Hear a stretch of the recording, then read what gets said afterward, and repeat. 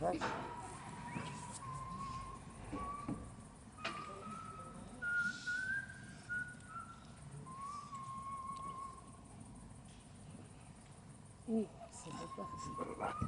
le mari. Oh! Aïe, aïe, aïe, aïe, aïe, aïe, aïe, aïe,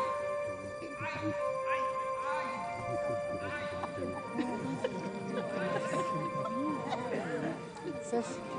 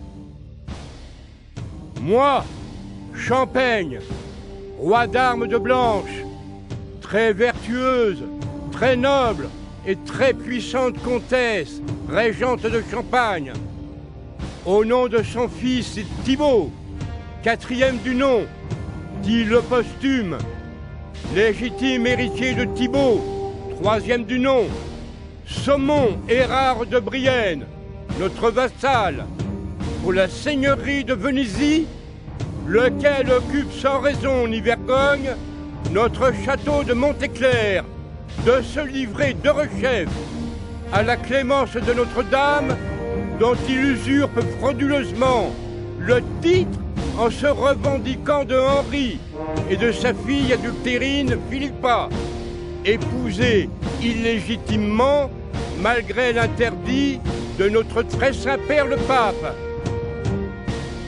Ma femme est moins adultérine que ta maîtresse, et certes plus légitime que Thibaut, ce bâtard que tu sers. Si tu en doutes, va dire à celle qui te paie d'amener ses machines. Nous jugerons alors si le bois dont elle habille les tours roulantes de ses fausses raisons sera capable de renverser les tours de pierre de ma maison.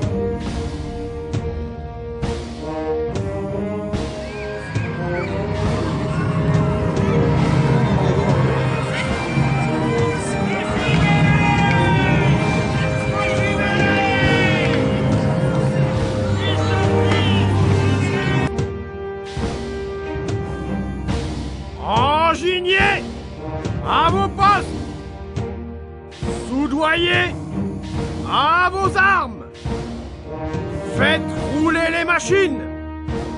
En avant! Sus! Sapeur à vos échelles!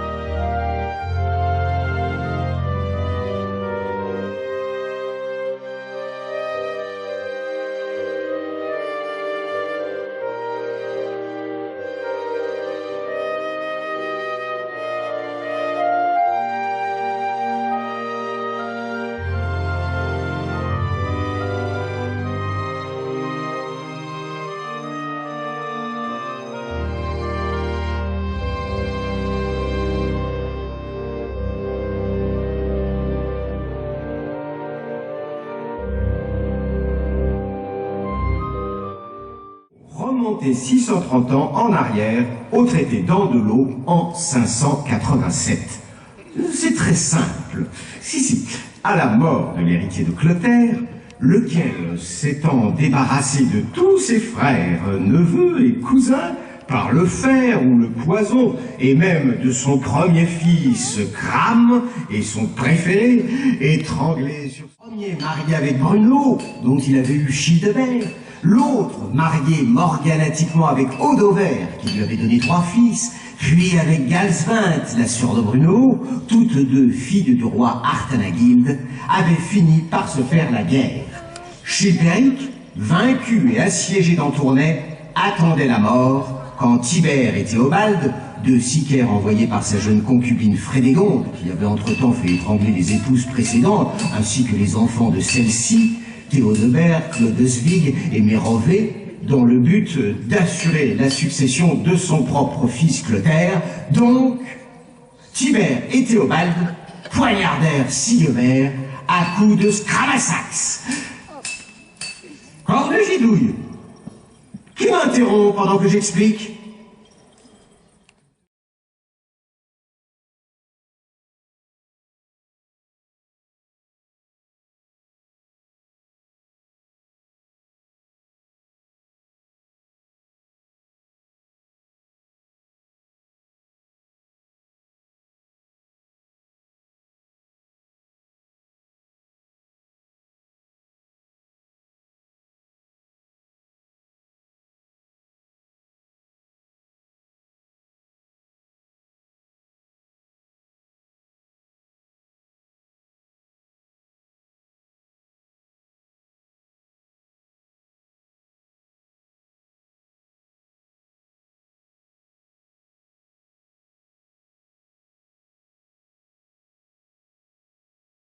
Et moi je te dis, monsieur mon mari, qu'à son âge, Rorico n'a pas assez de force pour tenir un cheval qui n'est même pas débourré.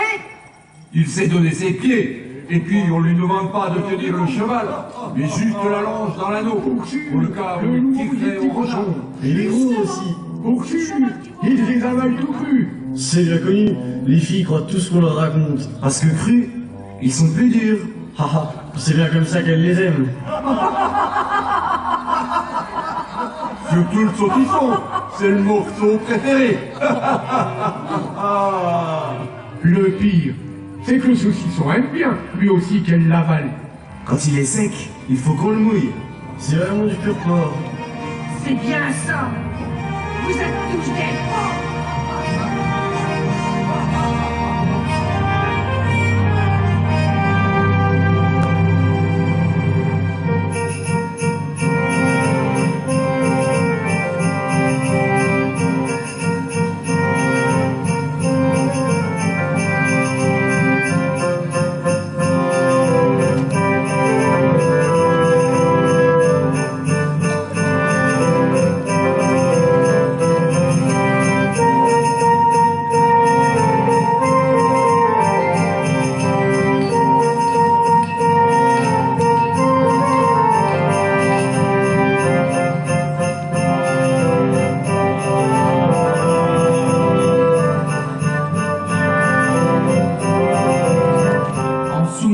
Comme si elles eussent été miennes, toutes les villes soulevées contre ton autorité à l'appel du traître Mumol et de Gondulf le boson.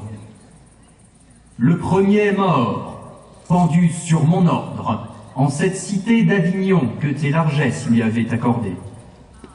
Le second est ici prisonnier, dans l'attente de ta sentence, avec ses lieutenants et ses mercenaires venus d'au-delà la Volga.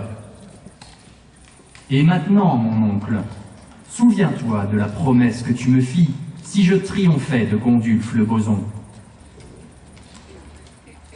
Seigneur Tout-Puissant, merci de m'avoir accordé cette faveur d'un neveu comme véritable fils, en même temps qu'un soutien à mon royaume. À la fois enfant chéri de mes vieux ans et défense.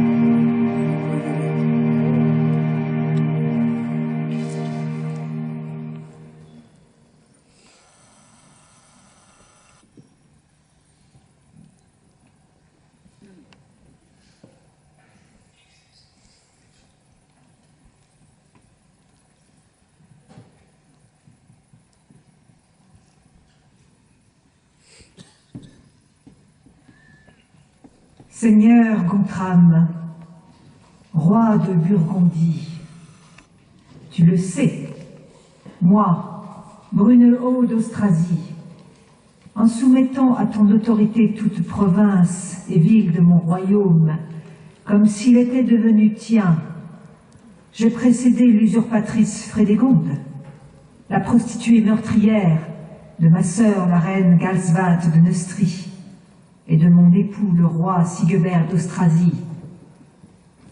Cela dans l'attente de la majorité de mon fils Childebert, ton neveu, devenu aujourd'hui le protecteur de ton royaume de Burgondie. Or, à ce royaume, tu as déjà ajouté l'héritage. Tu le sais tout autant. J'honore mes engagements.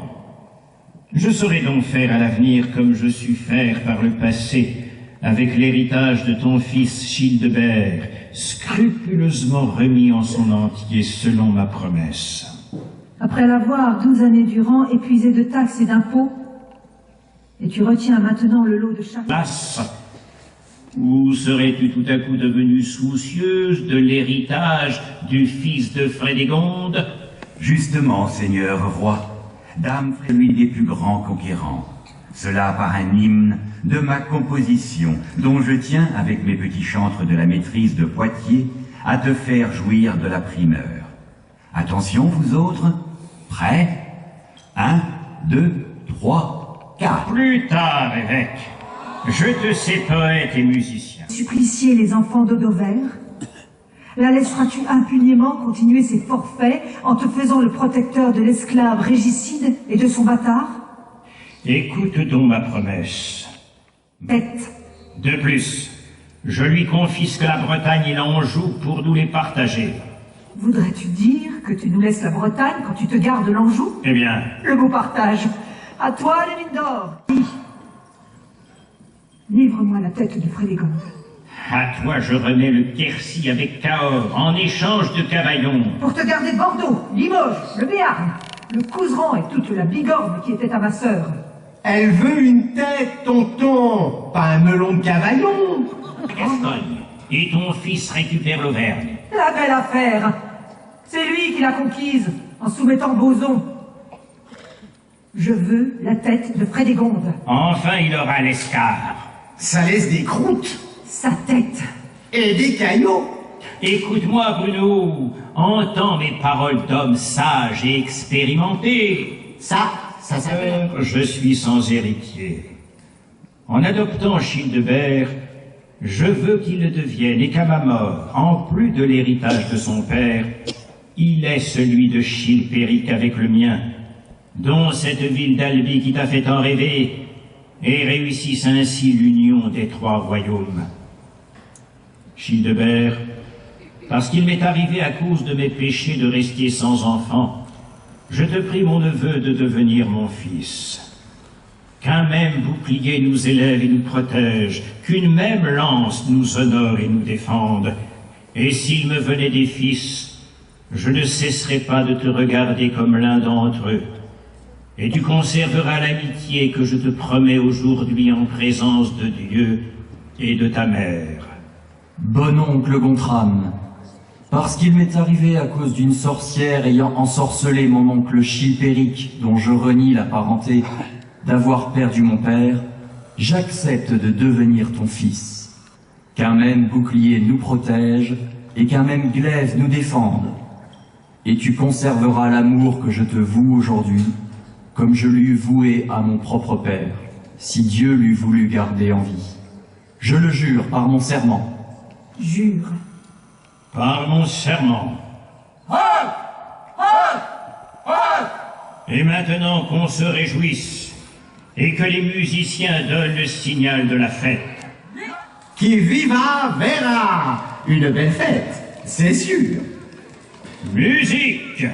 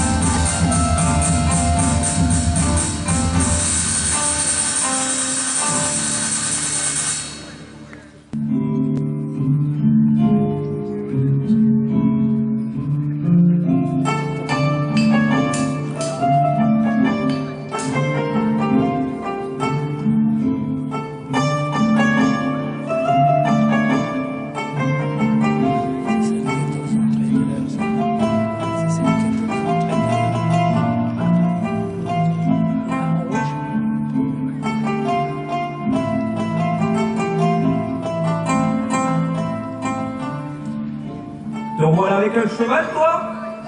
Qu'est-ce qui t'arrive? À moi, rien. Mais c'est mon maître. Et alors? Il a voulu s'asseoir sur le cheval.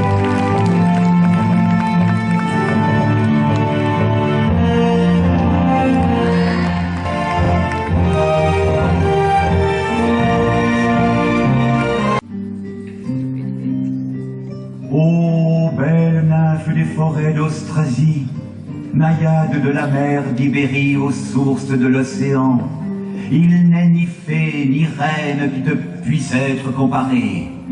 Devant toi s'incline le lys et la rose, même mêlés de pourpre, l'or lutte en vain pour égaler ta beauté. Le diamant, le saphir, l'opale, l'émeraude, la topaze, la turquoise, le rubis, l'améthyste, etc., etc. Merci, évêque. Mais tu sais, les guerriers avant les poètes. Certes, nous n'avons point fait venir que l'on a conclu. Et maintenant, vénérables évêques, que soit proclamé le traité qui nous lie à jamais. Toi, Childebert, fils de Sigbert, roi d'Austrasie, et moi, Gontram, fils de Clotaire. Aujourd'hui, à Andelot, réunis en assemblée plénière pour régler tout ce qui pourrait engendrer un conflit. Et cela par la médiation des prêtres, des hommes sages et puissants éclairés avec l'aide de Dieu, tant qu'il voudra les conserver en ce monde, afin qu'ils se gardent foi et amitié pure et sincère.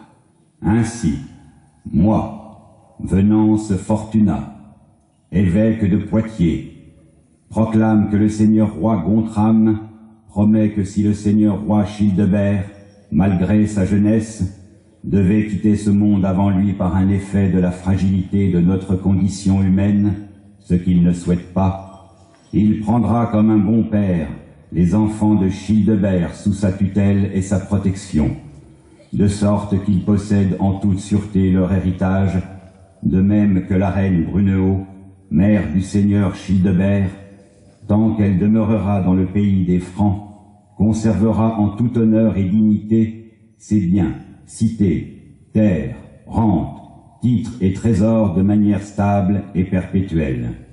Semblablement, moi, roi de Burgondie, et Childebert, roi de Strasie, avec la mère dissolue, la très vertueuse dame et glorieuse reine Brunehaut, se sont aujourd'hui à Andelot, réunis en assemblée plénière pour régler tout ce qui pourrait engendrer un conflit.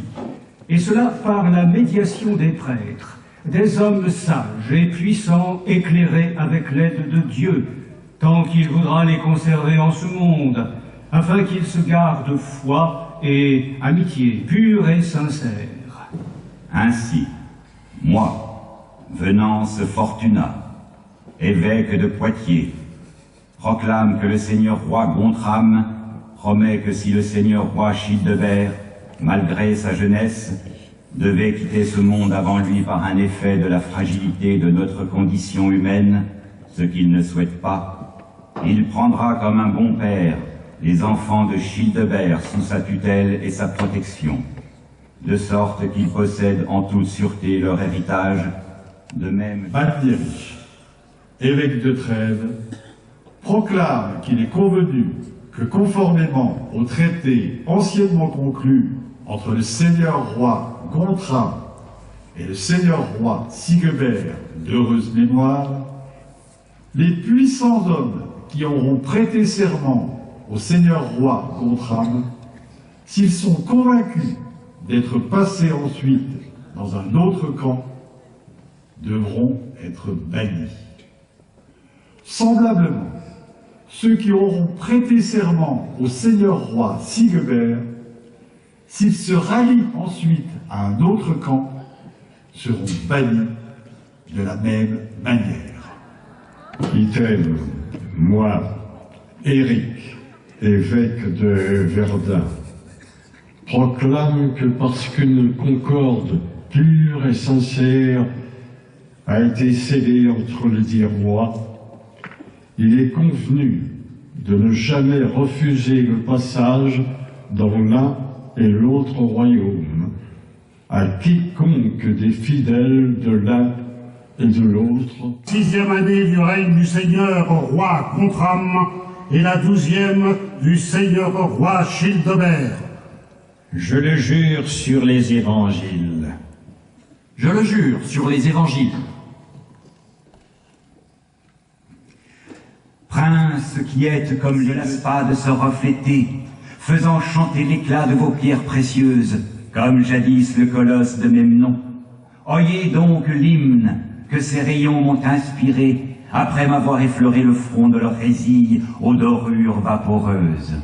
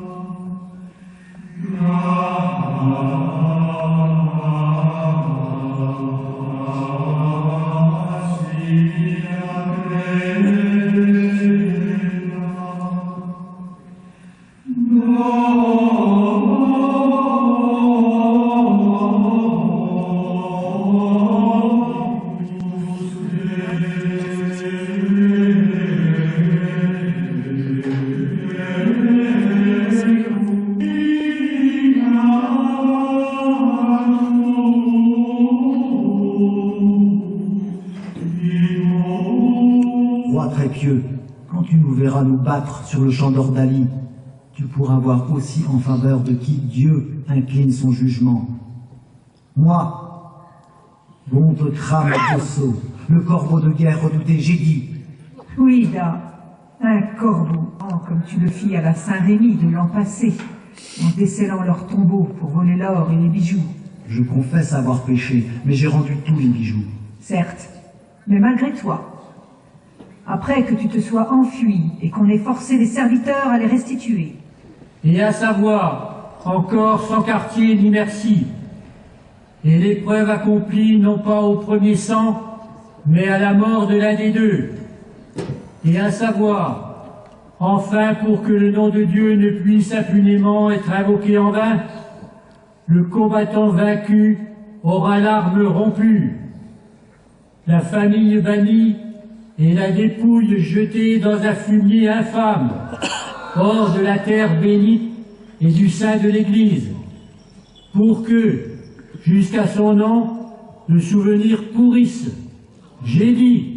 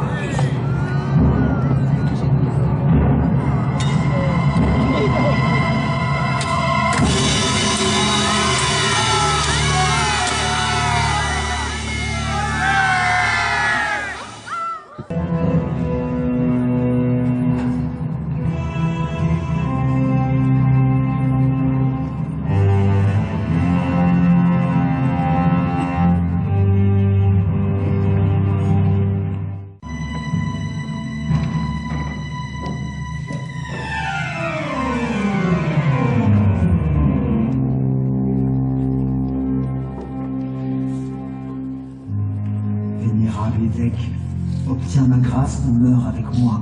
Et permets-moi de m'enfuir, sinon je te tuerai avant qu'il me tue. Tu as assisté autrefois le baptême du roi Childebert. Je ne peux te le refuser. Ce n'est pas en m'étranglant que je pourrai défendre ta cause. Laisse-moi aller afin de parler en ta faveur. Peut-être aura-t-on pitié de toi. Pas question. Les encrustions m'encerclent. Ou nous nous sauverons, ou nous périrons ensemble. Pitié au nom de notre Sauveur, au nom du Seigneur Jésus-Christ.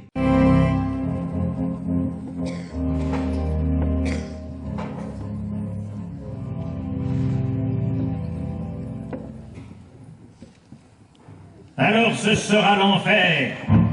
Mettez le feu à la maison. Mais l'évêque va périr avec lui. Il en sera purifié de ses crimes. Et du coup, tonton, ils iront tous au paradis. Gandulf le Boson, relâche l'évêque, et tu as ma parole de roi que j'étendrai ma protection sur tous les gens de ton lignage et de ta race. Va donc au diable alors. Moi je préfère l'enfer. Les damnés sont plus fréquentables que les hommes. À moi la mort du crépuscule des dieux.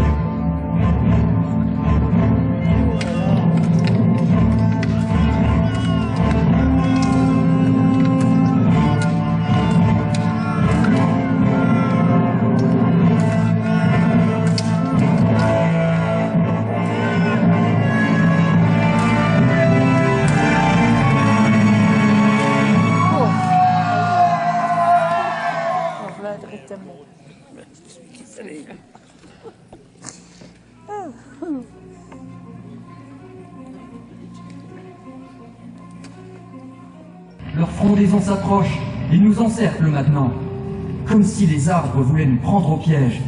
Quelle sorcellerie est-ce là? Je crois y reconnaître les stratagèmes de Frédégonde, la sorcière, ennemie de Dieu et des hommes. L'infernale magicienne experte en filtres criminels. Voyez la perfidie? Derrière les arbres qui avancent, ce sont, par une ruse diabolique, des cadavres qui marchent. Des squelettes armés de toutes les batailles où le noble sang des prend à coups. C'est le combat de morts vivants tombés à la bataille. Des rangs entiers de morts, poussés par les vivants qui les suivent, approchent, rigides et pâles, devant leurs compagnons de meurtre cireux, survivants des champs cataloniques, héritiers d'Attila. Hein? On dirait Frédégonde. Frédégonde? Oui. Frédégonde, la maléfique. Je vous le disais bien. Oh, Bruno, toi avec laquelle mes liens de colère et de rancune, noués depuis si longtemps, se resserrent encore chaque année, chaque jour davantage.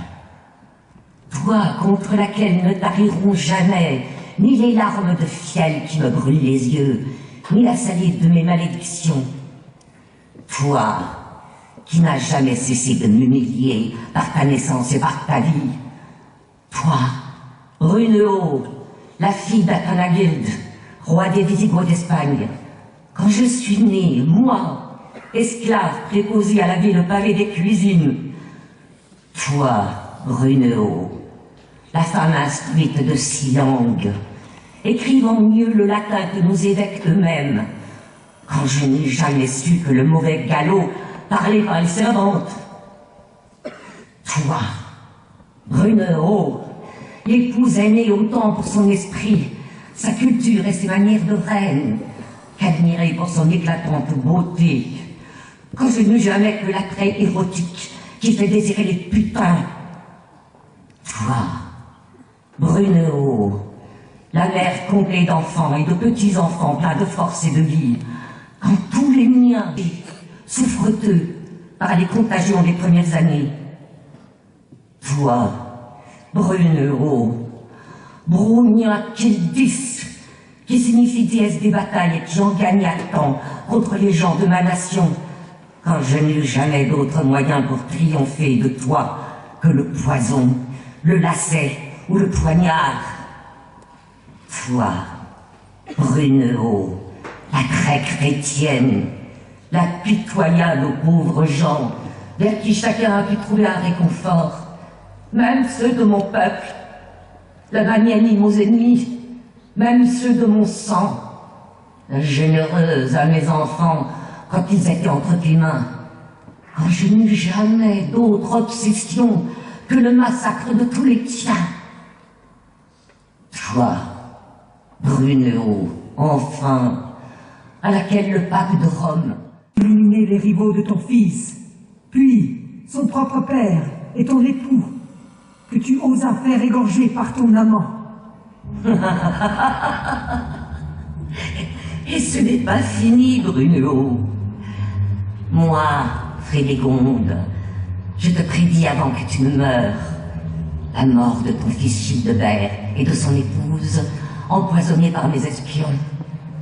Je te prédis la mort de ton petit-fils Tibère, assassiné par ton second petit-fils Thierry, à son tour empoisonné. Je te prédis la mort de tes arrière-petits-fils, Mérovée, nouveau-né au crâne fracassé contre une pierre, Sigebert II et Corbus, lentement saignés comme des agneaux, puis les deux derniers survivants, battus, tondus et enfermés dans une cellule. Ainsi, même vifs, tous morts au monde. Oui, tous morts avant leur mère, leur grand-mère et leur arrière-grand-mère, tous tués de ma main.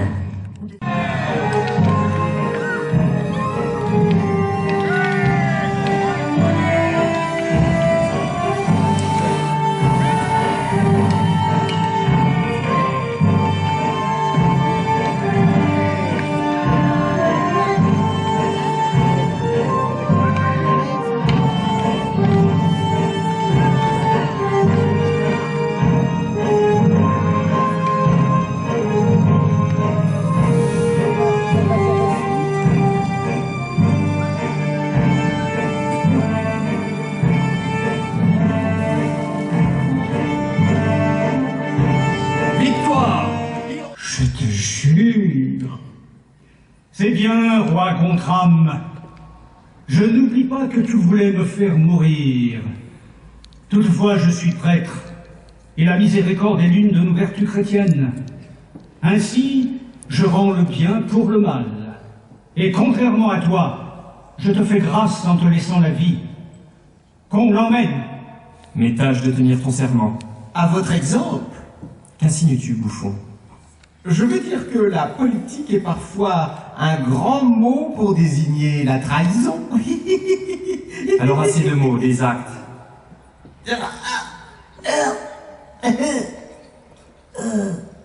Je n'aime pas les plaisantins quand je suis énervé. Malheur, tu as tué mon bouffon. Hélas, c'était juste pour rire. Quant à toi, reine, tu es notre prisonnière. Clotaire t'attend. Tu comparaîtras devant lui et l'assemblée des francs qui te jugeront. Le convoi qui doit te conduire est prêt. Qu'on l'emmène.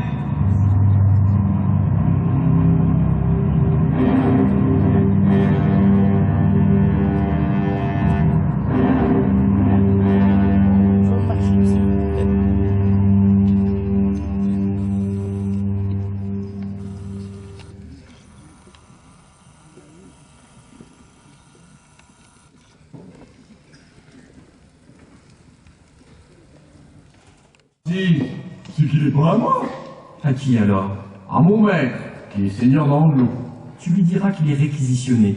C'est qu'il n'est pas débourré non plus. Justement, il est fort, il servira au supplice de la reine.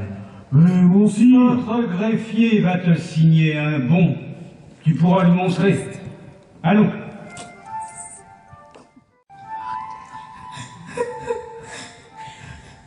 Pourquoi tu pleures, Henrican? Parce qu'on emmène la pauvrette? Je m'en fiche de la reine. À cause qu'ils ont tué le clown alors?